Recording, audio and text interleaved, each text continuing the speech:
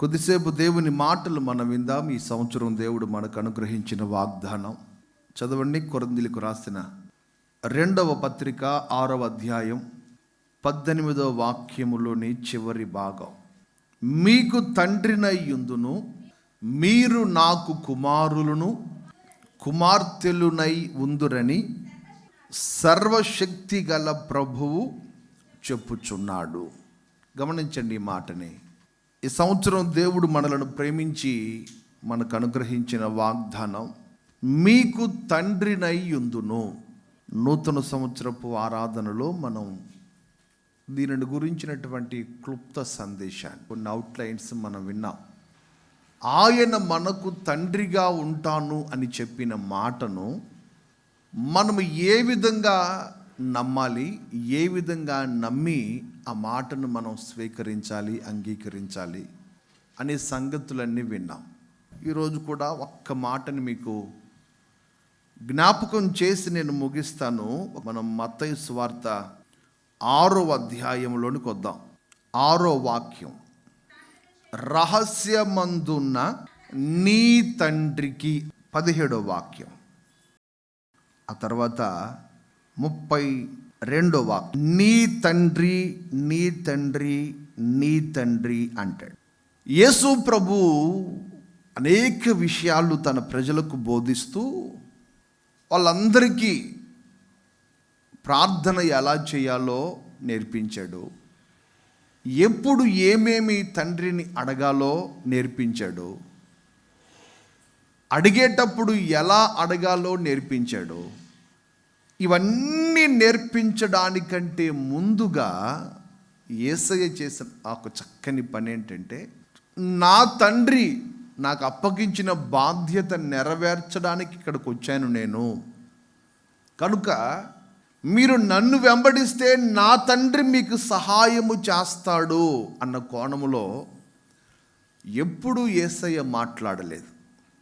మీరు కొంచెం జాగ్రత్తగా ఈ ఒక్క మాట వినండి చాలు. నీ తండ్రి మీ తండ్రి మీ కొరకు నీకు మీకు ఇట్లానే ప్రస్తావించాడు యేసయ్య. అంటే అర్థం ఏంటంటే, పరలోకపు తండ్రి ఏ ఒక్కరికో చెందినవాడు కాదు. నేను పిలిస్తే నాకు తండ్రిగా ప్రత్యక్షమవుతాడు, నువ్వు పిలిస్తే నీకు తండ్రిగా ప్రత్యక్షమవుతాడు.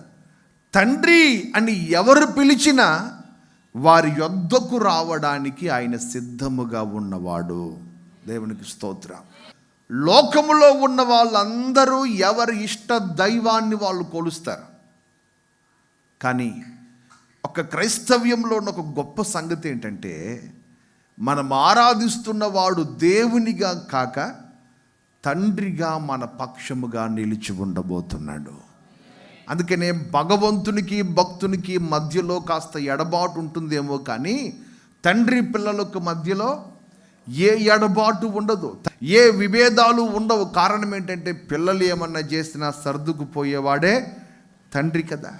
ఈరోజు ఒక దైవజనుడిగా నేను మీకు చెప్పాలనుకున్న ఒక ప్రాముఖ్యమైన మాట ఏమిటంటే, నీవు నేను ఆయనను తండ్రిగా సొంతము చేసుకుందముగాక. సహజంగా యేసు ప్రభువుని నమ్మక ముందు సువార్త ప్రకటిస్తున్నప్పుడు యేసును నమ్మితే చాలు, యేసును అంగీకరించండి, ఆయనను మీ స్వంత రక్షకునిగా అంగీకరించండి, స్వీకరించండి అని బోధ ప్రకటించబడుతుంది. ఎప్పుడు ఇది? యేసును ఎరుగక మునుపు, యేసు అంటే ఎవరో నీకు తెలియక మునుపు. ఒకసారి రక్షించబడి దేవుని సంఘములోకి నీవు అడుగుపెట్టిన తర్వాత ఇప్పుడు ఆయన కుమారునిగా బ్రతకడం ఎలాగో నేర్చుకోవాలి. ఆమేన్. ఆయన నీ తండ్రిగా నువ్వు ఎలా సొంతము చేసుకోవాలో నీవు నేర్చుకోవాలి. ఎప్పుడు కూడా నువ్వు దేవుడిని ఎడబాటు దేవుడిగా ఒక చోట పరిమితం చేసేసి అప్పుడప్పుడు నీ దగ్గరికి వస్తామయ్యా కాదు. ఒక తండ్రి కుమారుని బంధము ఎలాంటిదో దేవుని సంఘముతో నా దేవునికి అలాంటి బంధము కావాలని కోరుకుంటున్నాడు ఆయన. ఎందుకు కోరుకుంటున్నాడు చెప్పనా? ఒక్కసారి మీరు ఎఫెసీ పత్రికలో ఒక మాట మీరు చూడండి. ఎఫెసీలకు రాసిన పత్రిక 2వ అధ్యాయం 17-18 చదవండి. దూరస్తులైన మీకును సమీపస్తులైన వారికిని సమాధాన సువార్తను ప్రకటించెను. ఆయన ద్వారానే మనము ఉభయులము ఒక్క ఆత్మ యందు తండ్రి సన్నిధికి చేరగలుగుచున్నాము.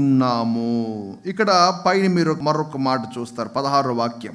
తన సిలువ వలన ఆ ద్వేషమును సంహరించి దాని ద్వారా వీరిద్దరిని ఏక శరీరముగా చేసి దేవునితో సమాధానపరచవలనని ఈలాగు చేసెను గనుక ఆయనే మనకు సమాధాన కారకుడై ఉన్నాడు. 13వ వాక్యం. అయినను మునుపు దూరస్తులైన మీరు ఇప్పుడు క్రీస్తు యేసునందు క్రీస్తు రక్తము వలన సమీపస్తులై ఉన్నారు. ఆయన మన సమాధానమయ్యుండి మీకును మాకును ఉండిన ద్వేషమును అనగా విధిరూపకమైన ఆజ్ఞలు గల ధర్మశాస్త్రమును తన శరీరమందు కొట్టివేయుట చేత మధ్య గోడను పడగొట్టి మన ఉభయులను యాకము చేసెను. స్తోత్రం చెప్పండి. ఎవరెవరిని? దేవుని సంఘాన్ని, తండ్రిని. సంఘానికి దేవునికి మధ్యలో ఒక ద్వేషం ఉండేదట. ఆ ద్వేషం పేరే పాపం. 14వ వాక్యం చివరి మాటలో మధ్య గోడను పడగొట్టి. ఇప్పుడు ఆయనకు సంఘానికి మధ్యలో ఏముంది?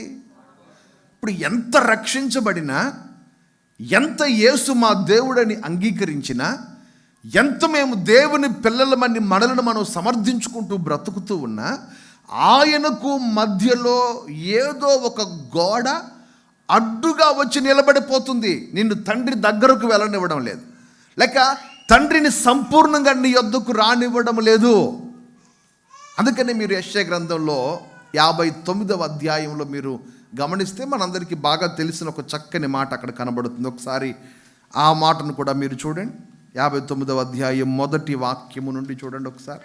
మీ దోషములు మీకును మీ దేవునికి అడ్డముగా వచ్చెను, మీ పాపములు ఆయన ముఖమును మీకు మరుగుపరచెను గనుక ఆయన ఆలకింపకయున్నాడు.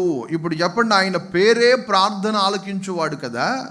ఎవరు నశించిపోతున్నారో వారు అందరి మీద తన ప్రేమను కనపరుచుటకు దిగివచ్చిన వాడు కదా ఆయన. మరి ఇప్పుడు అలాంటి దేవుడు నీ ప్రార్థన ఆలకింపకున్నాడు, లేక నిన్ను చూడ్డానికి ఆయన ఇష్టపడట్లేదు, నిన్ను రక్షించడానికి హస్తము కొరచకాలేదు, చాపి ఉన్నాడు కానీ నిన్ను పట్టుకోవట్లేదు. ఆయన ఈ మాటలన్నీ ఎందుకు వ్రాయబడ్డాయి?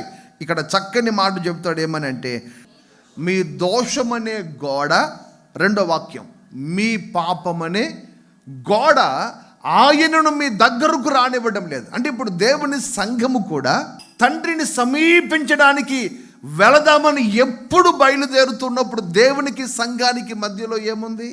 ఒక గోడ ఉంది, ఒక గోడ ఉంది. మీరు అడగొచ్చేమండి, క్రీస్తు రక్తంతో కడగబడిన తర్వాత కూడా ఆ గోడ బ్రద్దలు కొట్టబడలేదా? క్రీస్తు రక్తంతో దగ్గరగా మమ్మల్ని వెళ్ళనివ్వట్లేదా అంటే వెళ్ళనివ్వట్లేదు. నువ్వు క్రీస్తు రక్తంతో కడగబడినా వెళ్ళనివ్వడం లేదు, నువ్వు గంటల ప్రార్థన చేసినా వెళ్ళనివ్వడం లేదు, దేవుని కొరకు పరుగులెడుతున్నా వెళ్ళనివ్వడం లేదు.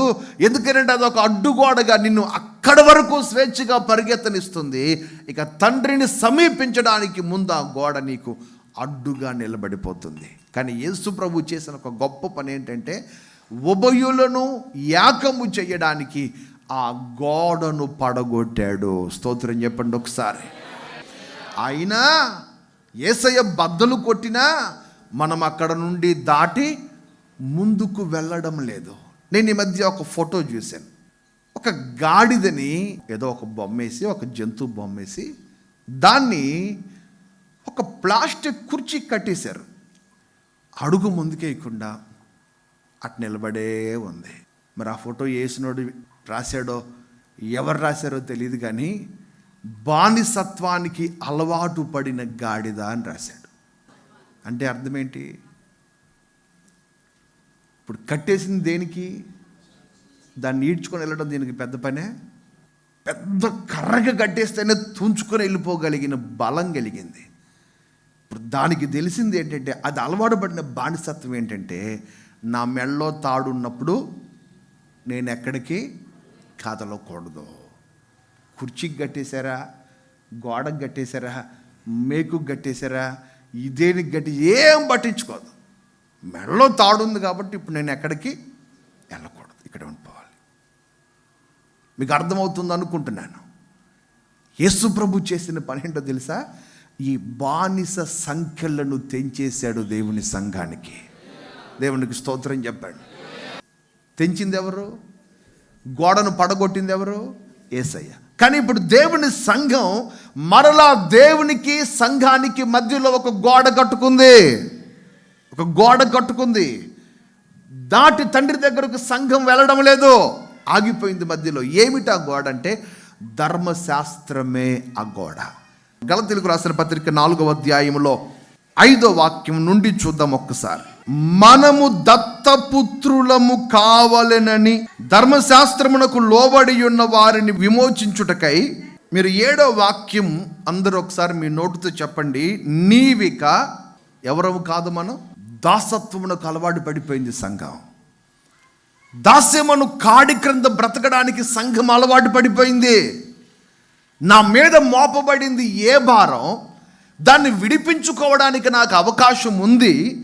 అవకాశము ఉండి కూడా నేను ఎందుకు నిలబడిపోవాలి ఈ దాస్యం అనే కాడి క్రింద అన్న కనువిప్పు దేవుని సంఘానికి కలగలేదు. ఇంకా ఒక్క మాట మీకు చెప్పనా, ఆ మధ్యలో ఉన్న ఒక్క గోడ బ్రద్దలు కొట్టేస్తే నీవు నీ తండ్రికి సమీపముగా వెళ్ళిపోతావు. విశ్వసిస్తున్న వాళ్ళందరూ చేతులు ఊపుతూ తండ్రికి మహిమ కలిగేటట్లు స్తోత్రం చెప్పండి. హల్లెలూయా. యేసు ప్రభు కోరుకున్నది ఏమిటో తెలుసా? నా తండ్రి నన్ను పంపాడు, ఇప్పుడు నేను ప్రకటిస్తుంది దేని గురించో తెలుసా? నీవు కూడా నీ తండ్రికి సమీపస్తులుగా మార్చబడాలి. ఆయన నా తండ్రి నా తండ్రి నా తండ్రి అని చెప్తున్నప్పుడు, సంబోధిస్తూ నీ గురించి చెప్తున్నప్పుడు నీ పరలోకపు తండ్రి అంటే అర్థం ఏంటి? నీకు తండ్రే నాకు తండ్రే. ఎవరు ఆయన దగ్గరకు వచ్చి తండ్రి అని మొరపెడితే వినడానికి సిద్ధంగా ఉన్న దేవుడు ఆయన. ఎవరిని త్రోసివేయడానికి ఆయన ఇష్టపడడం లేదు. అందుకని చాలా స్పష్టంగా దేవుని సంఘానికి ఈరోజున ప్రభువు నేర్పిస్తున్న ఒక పాఠం ఏంటంటే, మీరు నేను తండ్రి కుమారులుగా తండ్రి పిల్లలుగా బ్రతకాలని కదా మిమ్మల్ని ఎన్నుకున్నాను నేను. మరి మీరెందుకు మధ్యలో గోడ కట్టేసుకున్నారు? మీకు నాకు మధ్యలో ఎందుకు గోడ అడ్డుగా నిలబడిపోయింది? ఆ గోడలు బ్రద్దలు కొట్టబడాలి. కానీ ఇప్పుడు కొత్తగా నువ్వు చేయాలనుకుంటున్నావేమో, అక్కర్లేదు. ఆ పని యేసయ్య 2000 సంవత్సరాల క్రితం ఎప్పుడో చేసి ముగించేశాడో. కానీ ఇప్పుడు దేవుని సంఘానికి తెలియని ఒక సంగతి ఏంటంటే, మనకు తెలియకుండానే మన మీద ఒక దాసత్వం అనే కాడి మోపబడింది. మనకు తెలియకుండానే ధర్మశాస్త్రం అనే ఒక గోడ ఆయనకు మనకు మధ్యలో అడ్డుగా నిలబడిపోయింది. ఈ సంవత్సరంలో ఆ గోడలన్నీ మరలా బ్రద్దలు కొట్టబడునుగాక.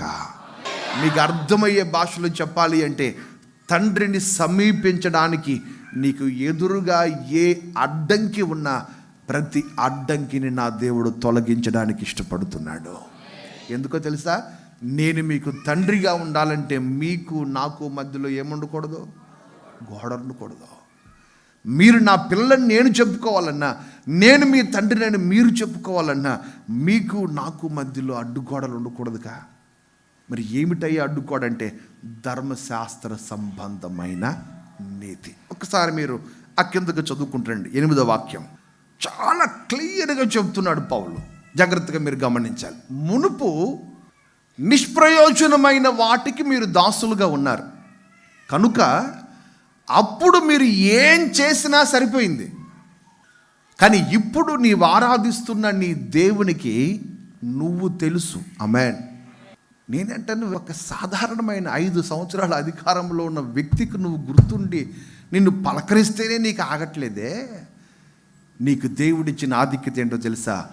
మీరు దేవుని చేత ఎరుగబడిన వారు. స్తోత్రం చెప్పండి. ప్రతినిత్యము ఆయన సహవాసము కొరకు ఎదురు చూస్తున్నావని తెలుసు. ప్రతిరోజు ప్రార్థనలో నా తండ్రి అని పిలుస్తున్నావని అన్నీ తెలుసు నీ గురించి. ఇన్ని తెలిసిన తరువాత కూడా నువ్వు ఇంకా దాస్యమనే కాడి క్రిందకి వెళతానంటే ఎట్లా? నువ్వు ఇంకా మూల పాఠాల తట్టు తిరుగుతానంటే ఎట్లా? ఏమిటి ధర్మశాస్త్రం అంటే? ఇప్పుడు మీరు చదువుకుంటారండి కిందకు. మీ విషయమై నేను పడిన కష్టము వ్యర్థమైపోవునేమోనని మిమ్మును గూర్చి భయపడుతున్నాను. ఎందుకు భయపడుతున్నావయ్యా అంటే, వీళ్ళు ఏం చూస్తున్నారట? ఇప్పుడు చెప్పండి. దినములు, మాసములు, ఉత్సవ కాలములు, సంవత్సరములు ఏం చేస్తున్నారు? ఇప్పుడు ఏది ఇష్టం లేదు నీ తండ్రికి?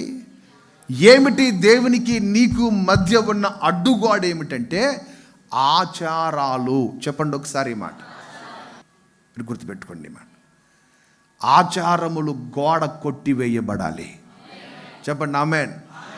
దినములు చూస్తున్నారు, మాసాలు చూస్తున్నారు, సంవత్సరాలు చూస్తున్నారు, ఉత్సవ కాలాలు చూస్తున్నారు. ఇవన్నీ మీరు ఆచరిస్తూ అయ్యా నువ్వు నా తండ్రివి అంటే ఆయన ఎందుకు ఇష్టపడుతున్నాడు? అందుకని ఇక్కడ మీరు 6వ వాక్యంలో చదివితే, నాయన తండ్రి అని మొర్రపెట్టే కుమారుని ఆత్మ మీకు దయచేశాను నేను.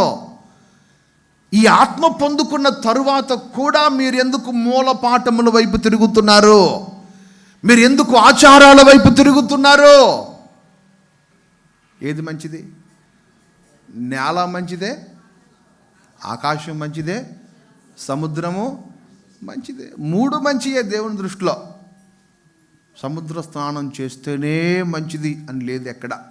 దేవునికి స్తోత్రం.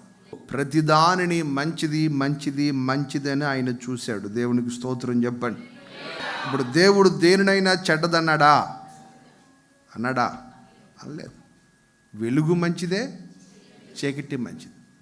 ప్రతిరోజు ఇక వెలుగు 24 గంటలు వెలుగు ఉందనుకో, చీకటి లేదనుకో, నీవు నిద్రపోయే సమయం నీకు లేదనుకో, ఆ కాన్సెప్టే లేదనుకో, ఒక్కొక్కరు గుడ్లు చేసుకుని గుడ్ల గోపలాగా ఉండేవాళ్ళం కదా.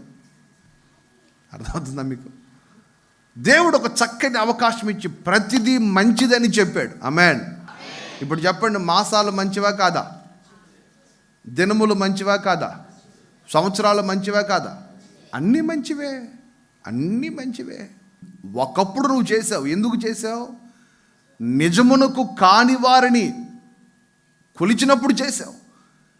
ఇప్పుడు నువ్వెవరో ఆయనకు తెలుసు, ఆయన ఎవరో నీకు తెలుసు. ఇప్పుడు వన్స్ నువ్వు ఆయన దగ్గరకు వచ్చిన తర్వాత ఈ గోడ బ్రద్దలు కొట్టబడాలి. చెప్పండి గట్టిగా ఆమేన్. ఈ గోడ బ్రద్దలైపోవాలి. దేవుడి సంఘానికి గోడ అడ్డుగా ఉన్నంత కాలం, అడ్డుగా నిలిచి ఉన్నంత కాలం నీవు నీ తండ్రిని సమీపించలేవు. ఆ గోడను పగలకొట్టి మన ఉభయులను ఏకము చేసెను అంటాడు పౌలు. ఇద్దరిని ఒకటి చేశాడు. ఎప్పుడైతే గోడ బ్రద్దలు కొట్టబడిందో తండ్రికి సంఘానికి మధ్య ఇప్పుడు ఎడబాటు లేదు, దగ్గరైపోయారు సంఘం. కానీ ఇప్పుడు మరలా ఏం చేస్తున్నారు? ఈ ధర్మశాస్త్ర సంబంధమైన ఆచారం తీసుకొచ్చి దేవుని సంఘంలో గోడగా కట్టేస్తున్నారు. కొట్టి మళ్ళీ దానికి ఒక పేరు. ఏమిటది? మనిషి అన్నాక ఆ మాత్రం చేయకపోతే ఎట్లాగో? ఎంత యేసు ప్రభువుని నమ్ముకుంటే మాత్రం ఇవన్నీ మొదటి నుండి వస్తున్నవి కదా.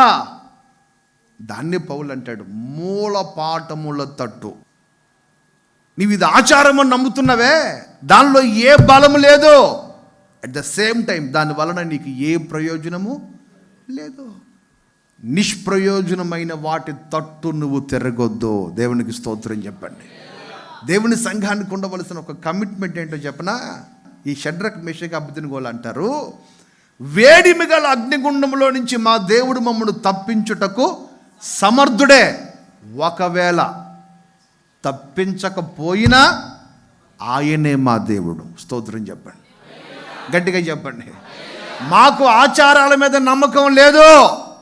వాటి వలన ఒకవేళ మాకు నష్టము జరుగుతుందని మీరు చెప్పినా మాకు మా దేవుని వాక్యమే ప్రామాణికం. దేవునికి స్తోత్రం.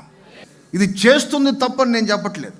ఎవరు చేసుకున్నా ఎవరి ఇష్టం, ఎవరి నమ్మకం, ఎవరి మూఢనమ్మకం వారి. వన్స్ నువ్వు సంఘంలో అడుగుపెట్టిన తర్వాత నీ దేవుడు ఎవరో నీకు తెలుసు, నువ్వెవరో నీ దేవునికి తెలుసు కనుక నువ్వు ఇది చేయకూడదు అంటాడు పౌలు. నువ్వెవరో తెలియకపోతే నువ్వు ఎట్లా అడగడం సావురా, నీతో నాకు పని లేదు.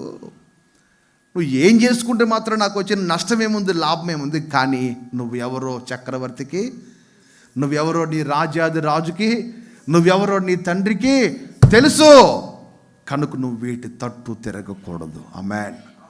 ఏమిటి ఇప్పుడు నీకు మాసం ముఖ్యమా, దేవుడు ముఖ్యమా? ఉత్సవం ముఖ్యమా, దేవుడు ముఖ్యమా? నెలలు ముఖ్యమా, దేవుడు ముఖ్యమా? దేవుడే ముఖ్యం. ఆయన తరువాతే ఏదైనా. దేవునికి స్తోత్రం చెప్పాలి గట్టిగా హల్లెలూయా. ఈ మధ్య గోడ బ్రద్దలు కొట్టబడును గాక. పాట్రి గారు పలానా రోజు అండి ముహూర్తం బాగుందండి, ఆ రోజు ఖాళీగా ఉంటే చూడండి అనకూడదు. నువ్వు పాస్టర్ గారికి ఏ డేటు ఖాళీ ఉంటే ఏమంటే ఫలానా మంచిది మేము అన్నీ చూసుకున్నాం పాస్టర్ గారు, కొంచెం మీరు ఆ రోజు ఖాళీ చేసుకోకూడదు, ఆ రోజు ఖాళీ చేసుకోకూడదు. నేను ఎక్కడో గంగావతిలో ఇచ్చా డేట్లు అనకమా, అండ్ పాస్టర్ గారు ఫలానా రోజు ఖాళీగా ఉందా మా ఇంట్లో కూటం పెట్టడానికి, ఆ రోజే ఎందుకమ్మా ఏమైనా అకేషన్ ఉందా, పుట్టినరోజా, పోనీ ఎవరన్నా చచ్చిపోయిన రోజా, లేక ఏమన్నా వార్చుకోవచ్చమా, ఏది సంగతి, ఏం లేదు పాస్టర్ గారు కొంచెం మంచి రోజు అని. ఏ రోజు అని ఏంటి అంటే మంచి రోజు, మంచి వాక్యమా? ఆచారం అనే కాడి సంఘము మీద నుండి విరగగొట్టబడాలి. చెప్పాలి హల్లెలూయా. మూల పాఠముల తట్టు మరలా మీరు తిరగొద్దు. ఎందుకు తిరగొద్దు? నేను మీకు తండ్రిగా ఉండాలని ఇష్టపడుతున్నాను. నువ్వు ఎప్పుడైతే ఆచారాల ముసుగులోకి వెళ్ళిపోతావో మరలా నీకు నాకు మధ్యలో ఒక గోడ వచ్చేసింది. నా కుమారుణ్ణి పంపించి ఆ గోడ బద్దలు కొట్టించాను. దేవునికి స్తోత్రం, హల్లెలూయా. అందుకని మీరు గమనించండి, యేసయ్య సిలువలో వేలాడుతున్నప్పుడు ఆయన ప్రాణం ఆఖరి గడియలలో, ఆఖరి క్షణాలలో ఎప్పుడైతే యేసయ్య ప్రాణం అట్లా విడిచిపెట్టేశాడో దేవాలయమున ఉన్న ఒక తెర నడిమికి బ్రద్దలుగా చెరిగిపోయిందట. బ్రద్దలుగా చెరిగిపోయింది. అప్పటి వరకు దేవుని మందిరంలో అతి పరిశుద్ధ స్థలము, పరిశుద్ధ స్థలము రెండింటిని ఒక తెర వేరు చేసేసింది. లోపలికి రావడానికి ఎవరికి పర్మిషన్ లేదు. యేసయ్య సిలువ మరణం దాన్ని పూర్తిగా తెంచేసింది, బ్రద్దలు కొట్టేసింది. ఆ తరువాత నీవు నేను మనందరము కూడా ఈ రోజున తండ్రి అని పిలవడానికి గొప్ప భాగ్యం ఇచ్చాడు యేసయ్య మనకి. దేవునికి స్తోత్రం. యేసు ప్రభు సిలువ మరణం మన పాపములు క్షమించటం మాత్రమే కాదు, మనలను తండ్రితో సమాధానపరిచింది. ఆయనకు మనకు మధ్యలో ఉన్న ద్వేషాన్ని పక్కకు తొలగించేశాడు ఆయన. ఏది ఆచారంగా చేయొద్దు. క్రిస్మస్ పండుగ చేయి, తప్పు కాదు. ఎట్లా చేయకూడదు? ఆచారంగా చేయొద్దు. యేసయ్య పుట్టాడు, సంతోషించు. హృదయంలో గుండెల నిండా సంతోషంతో బ్రతుకో. రేపు ఈస్టర్ పండుగ వస్తుంది, చెయ్యి, సంతోషంగా ఉండు. నా కొరకు నా యేసయ్య లేచాడు, గంతులే. ఎట్లా చేయొద్దు? ఆచారంగా చేయొద్దు. ఏదో ఒక ఆచారం, ఒక కట్టుబాటు చేయకపోతే ఎట్లా అనేది కాదు నీకు కావాల్సింది. నా యేసయ్య నా కొరకు మరణాన్ని గెలిచి లేచాడు. అంతకంటే గొప్ప సంతోషం ఏముంది మన జీవితానికి? హల్లెలూయా. చెప్పాలి హల్లెలూయా. ఎప్పుడు నీ హృదయంలో పొందనంత సంతోషం వస్తుంది ఆ రోజు మనకి. ఏది తలుచుకున్నప్పుడు నా కొరకు నా యేసయ్య లేచాడు, నా కొరకు నా యేసయ్య జన్మించాడని తలుచుకున్నప్పుడు గంతులే. అంతవరకు సంతోషం. ఇదొక ఆచారపూర్వకంగా చేయడమే. దైవజనుడు పౌలు దాన్ని అంగీకరించట్లేదు. ఉపవాసం ఉండి ప్రార్థన చేసుకుంటానండి, మంచిది, తప్పు కాదు. ఉపవాసం ఉండి ప్రార్థన చేసుకో. అదొక ఆచారం కాకూడదు నీకు అదొక విగ్రహం కాకూడదు. ఎట్లాగూ ఆ రోజే నిష్టగా బ్రతకాలి, మిగతా రోజులన్నీ ఇక మిగతా రోజులు మనల్ని పట్టించుకునేవాళ్ళు. ఇది ఆచారం కదా. ఇప్పుడు సంవత్సరం అంతా లేని భక్తి డిసెంబర్ నెల రాగానే ఎందుకు వచ్చేస్తుంది? దాన్ని ఏమంటారు? ఆచారం. మరి మిగతా 11 నెలలు ఏమయ్యాడు యేసయ్య?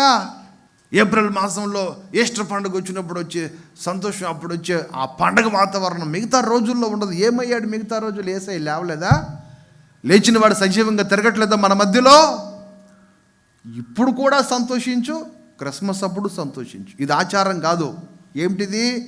వాక్యానుసారం. నా యేసయ్య పుట్టాడు కనుక నేను గంతులేస్తున్నాను. ఆమేన్. గట్టిగా చెప్పండి.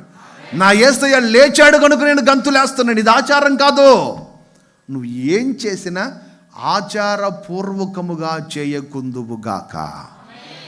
సంతోషంగా చెప్పండి ఒకసారి. సంతోషంగా చెప్పండి ఒకసారి.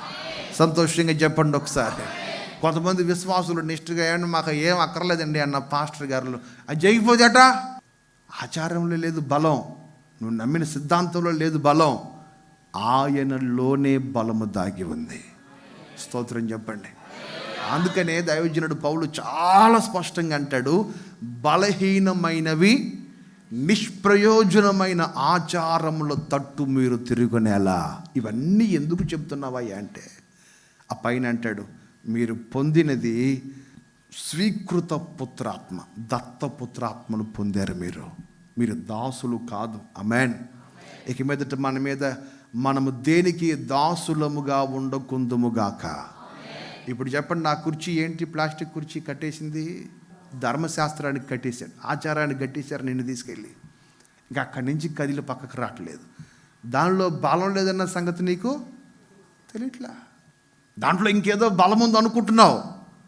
నువ్వు నమ్మిన ఆచారంలో కానీ వెంబడిస్తున్న సిద్ధాంతంలో కానీ ఏ బలము లేదు. వాటి వలన ఏ ప్రయోజనం లేదు. నీకు బలము చేకూర్చేది ఏదైనా ఉంది అంటే తండ్రితో నీకున్న సహవాసం. అందరు కుడి చేతినెత్తి గట్టిగా చెప్పండి ఆమేన్. గట్టిగా చెప్పండి. తండ్రితో నీకున్న సహవాసమే నీకు బలాన్ని చేకూరుస్తుంది. ఆమేన్. లోకంలో నువ్వు ఏది పోగొట్టుకున్నా పర్లేదు, తిరిగి సంపాదించుకోగలవు. తండ్రితో నీకున్న అనుబంధాన్ని పోగొట్టుకోవద్దు. దేవునితో నీకున్న సంబంధాన్ని కోల్పోవద్దు. ఆయనతో నీకున్న దగ్గర బాంధవ్యాన్ని కోల్పోవద్దు. దాని కొరకు ఎవరినైనా విడిచిపెట్టచ్చు, దేనినైనా విడిచిపెట్టచ్చు. ఆయనతో నీకున్న సహవాసాన్ని కాపాడుకోవడానికి నువ్వు దేన్నైనా త్యాగం చేయొచ్చు. ఆయన సహవాసాన్ని త్యాగం చేయొద్దు. మోకరించి ప్రార్థన చేసుకుందాం అందరం. జీవాధిపతి పరిశుద్ధుడైన మా తండ్రి, మీకు స్తోత్రం. ఎంత గొప్ప దేవుడవు నాయనా, శక్తి సంపన్నుడవు. నేటి వరకు నన్ను మమ్మల్ని అందరినీ సజీవులుగా మీ సన్నిధిలో నిలిపి ఉంచినందుకు వందనాలు. ఈ ఆరాధనలో మాకు తండ్రిగా ఉంటానని అభయం ఇచ్చినందుకు స్తోత్రం.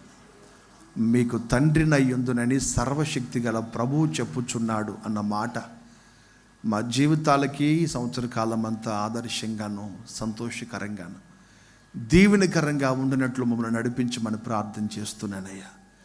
ఏ ఒక్కరూ కూడా నాకెవరు లేరు అన్న భావనతో కాకుండా నా తండ్రి నాకున్నాడన్న ధైర్యంతో బ్రతకడానికి మీరు కృప దయచేయమని ప్రార్థన చేస్తున్నాను. నిజమే, మా జీవితాల్లో ఎవరున్నా లేకపోయినా మీరు మాతో ఎల్లప్పుడూ ఉండే తండ్రివయ్యా. నీ మీద సంపూర్ణముగా ఆనుకోవడానికి కృపనివ్వండి. నీకు మాకు మధ్యలో ఉన్న ప్రతి అడ్డు గోడ పగలగొట్టబడాలి యేసునామం. అడ్డు బండలు పగలగొట్టబడాలయ్యా. అది ఏదైనా నీతో సహవాసానికి ఏదైనా విడిచిపెట్టగలిగిన త్యాగపూరితమైన మనసును ఒక్కొక్కరికి దయచేయి. ఇంతవరకు మీరు ఆశీర్వాదకరంగా జరిగించినందుకు స్తోత్రాలు. మా ఎదుట ఉంచిన రక్త మాంసములలో చేయివేయుటకు నన్ను మమ్మల్ని మీరు సిద్ధపరచండి, బలపరచండి, అందుకు యోగ్యులుగా మార్చండి. కార్యక్రమాన్ని దీవించండి. యేసయ్య నామమున అడుగుచున్నాము తండ్రి, ఆమెన్.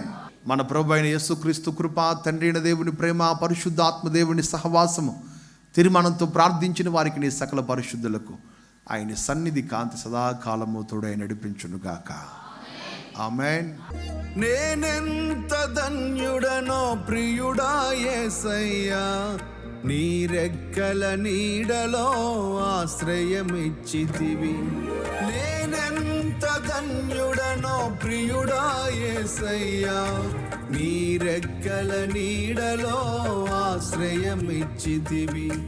సమృద్ధి కృపతో మారని ప్రేమతో ఉన్నత కార్యములు నాకై చేసితివి. సమృద్ధి కృపతో మారని ప్రేమతో ఉన్నత కార్యములు నాకై చేసితివి. పరవశమే పరిమళమే నీ కౌగిలిలో, సంతసమే సంబరమే నీ సన్నిధిలో. పరవశమే పరిమళమే నీ కౌగిలిలో, సంతసమే సంబరమే నీ సన్నిధిలో. నేనెంత ధన్యుడనో ప్రియుడా యేసయ్యా, నీ రెక్కల నీడలో ఆశ్రయమిచ్చితివి.